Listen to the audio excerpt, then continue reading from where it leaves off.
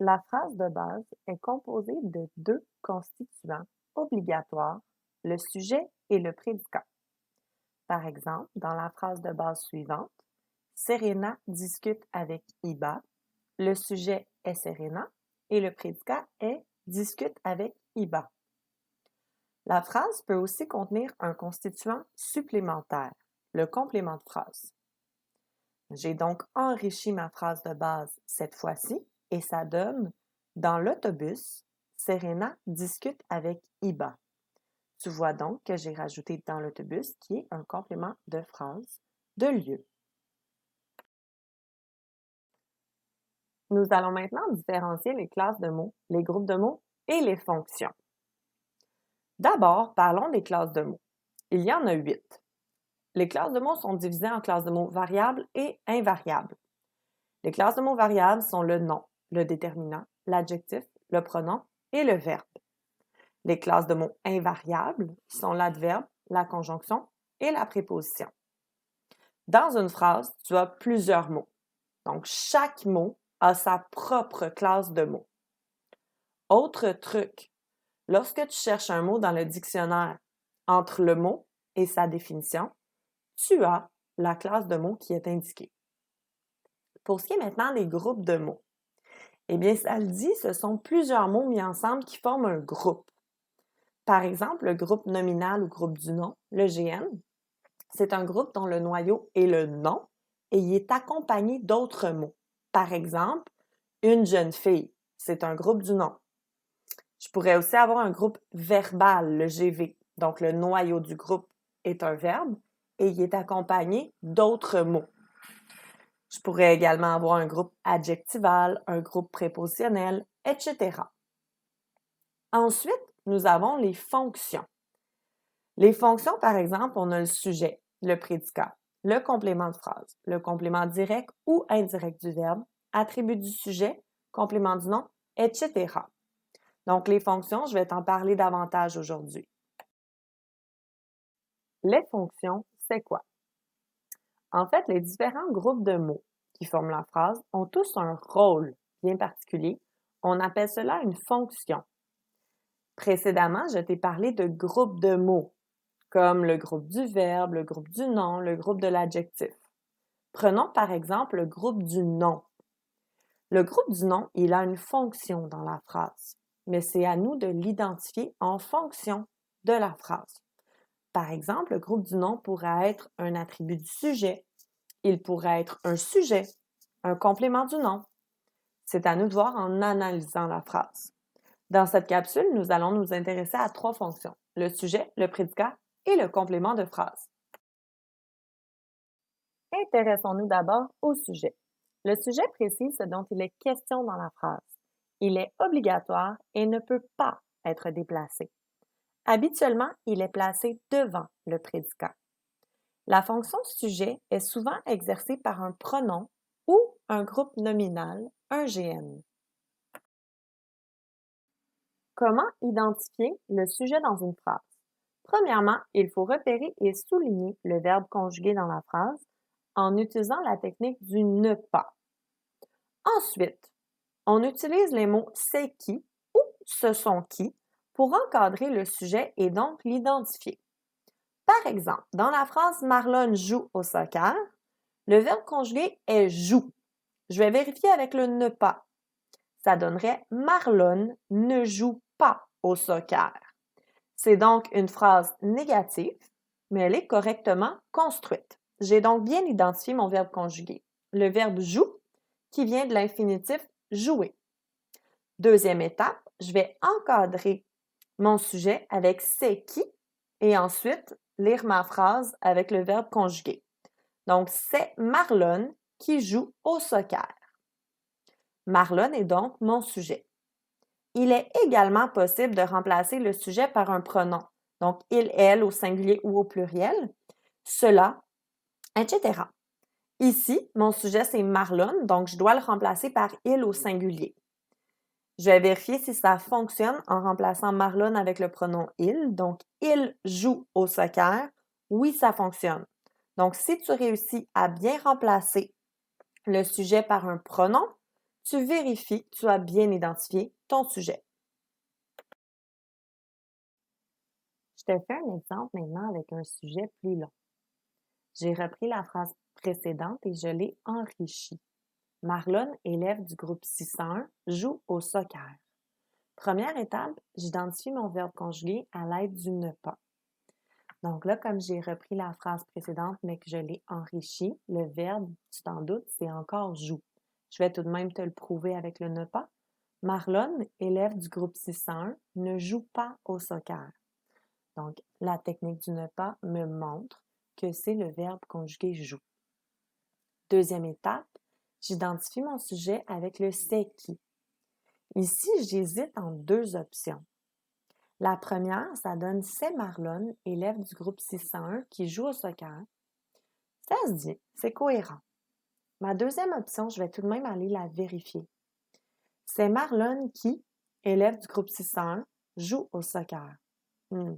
Ça, c'est pas vraiment, ça ne se dit pas vraiment bien, c'est pas aussi cohérent. Donc, la première option est la bonne.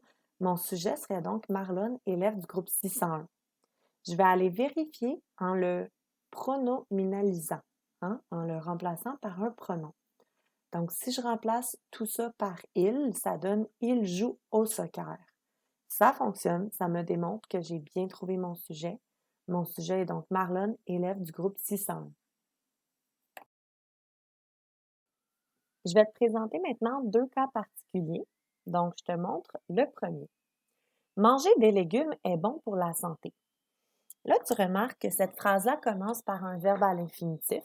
C'est pas nécessairement habituel.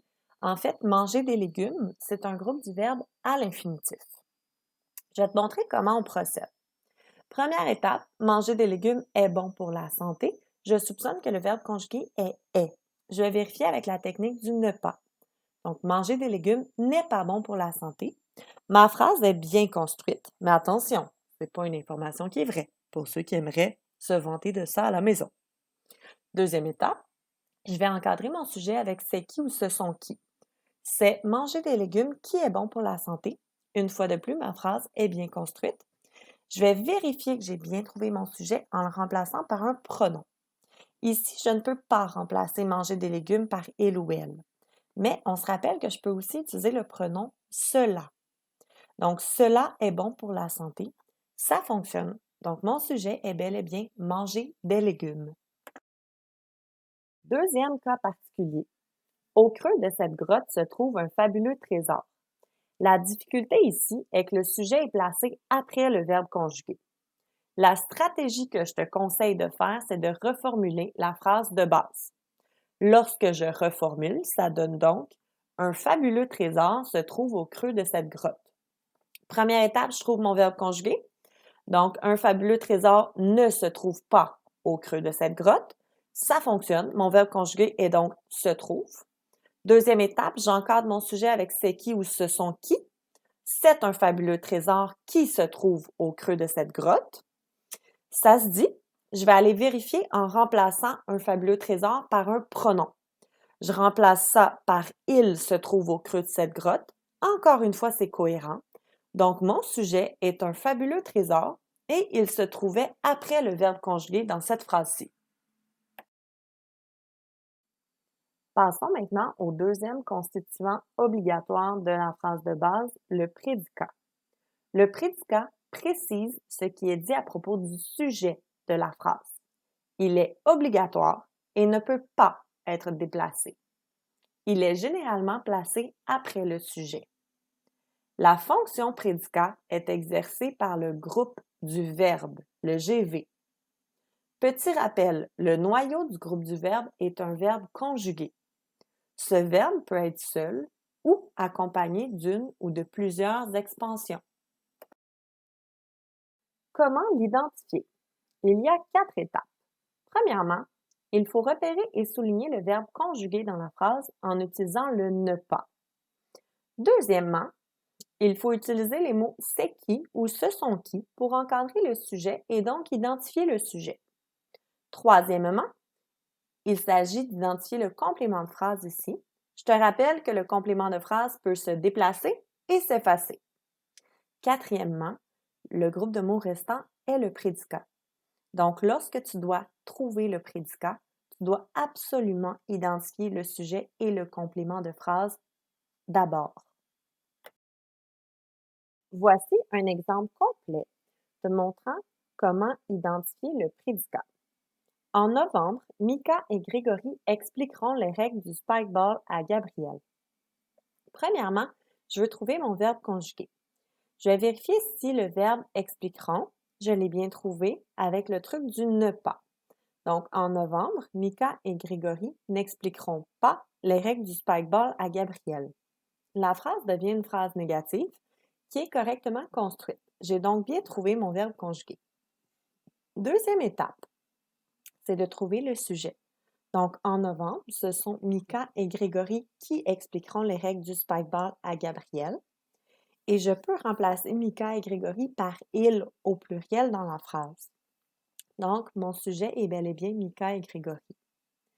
Troisième étape, il s'agit d'identifier le complément de phrase. J'ai identifié en novembre. C'est un complément de phrase de temps. Je vais vérifier si je peux l'effacer. Donc, ça donne Mika et Grégory expliqueront les règles du spike ball à Gabriel. Ça fonctionne. Je vais vérifier maintenant si je peux le déplacer en milieu et en fin de phrase. Donc, au milieu de phrase, ça donnerait Mika et Grégory expliqueront, en novembre, les règles du spike ball à Gabriel. OK, ça fonctionne. En fin de phrase maintenant, Mika et Grégory expliqueront les règles du spike ball à Gabriel en novembre. Ça fonctionne. J'ai donc bien identifié mon complément de phrase. Dernière étape, il s'agit maintenant d'identifier le prédicat, qui est dans le fond le groupe de mots restant. Donc, mon prédicat ici est expliqueront les règles du spike ball à Gabriel. Et il est très logique que mon prédicat contienne au moins le verbe conjugué. Je te présente un autre cas particulier. Chaque dimanche, Mial lui écrit. Première étape, je trouve mon verbe conjugué. Donc, chaque dimanche, Mial, lui, n'écrit pas. Je ne peux pas encadrer écrit directement avec ne pas. Je te propose donc la formule suivante. Chaque dimanche, Mial ne lui écrit pas. Donc ici, j'encadre le pronom lui et écrit. Donc, ne lui écrit pas, ça se dit. Donc, mon verbe est bien le verbe écrire à l'infinitif, donc verbe conjugué écrit. Deuxième étape, trouver mon sujet. Chaque dimanche, c'est Mial qui lui écrit. Je vérifie en remplaçant Mial par le pronom il. Donc, chaque dimanche, il lui écrit. Ça fonctionne. J'ai bien trouvé mon sujet qui est Mial. Troisième étape, mon complément de phrase. Je soupçonne que c'est chaque dimanche. C'est un complément de phrase de temps. Je peux l'effacer, ça donne Mial lui écrit. Je peux le déplacer en milieu de phrase. Mial, chaque dimanche lui écrit. Ça fonctionne. Je peux les déplacer en fin de phrase. Mial lui écrit chaque dimanche. Ça fonctionne aussi. Quatrième et dernière étape, dans le fond, c'est le prédicat. Donc, maintenant que j'ai identifié mon complément de phrase en mauve, mon sujet en vert, ce qui reste, c'est mon prédicat. Et il s'agit de lui écrit. Donc, oui, il est constitué d'un pronom. Le pronom lui est du verbe conjugué écrit et le pronom est devant le verbe conjugué. Ça peut arriver. Nous allons maintenant nous intéresser au complément de phrase. Cette fonction est facultative et elle indique une information en lien avec le temps, le lieu, le but, la manière ou la cause. Par exemple, dans la phrase suivante, chaque samedi matin, Gabriel fait du vélo. Le complément de phrase est chaque samedi matin et il indique un temps. Lorsqu'il est placé en début de phrase, le complément de phrase est suivi d'une virgule. Donc, chaque samedi matin, virgule, Gabriel fait du vélo. Si je le déplace et que je le place en milieu de phrase, il est encadré de virgule. Donc, ça donne Gabriel, virgule, chaque samedi matin, virgule, fait du vélo. Lorsqu'il est placé en fin de phrase, il est présent mais sans virgule. Donc, Gabriel fait du vélo chaque samedi matin. Il n'y a aucune virgule ici. Il peut y avoir plus d'un complément de phrase dans une même phrase. Par exemple, chaque samedi matin, Gabriel fait du vélo afin d'améliorer son endurance cardiovasculaire. Ici, j'ai deux compléments de phrase. Le premier est chaque samedi matin. C'est un complément de phrase de temps. Et le deuxième, afin d'améliorer son endurance cardiovasculaire, c'est un complément de phrase de but. Comment identifier le complément de phrase? Il s'agit d'utiliser deux techniques, soit celle du déplacement et celle de l'effacement.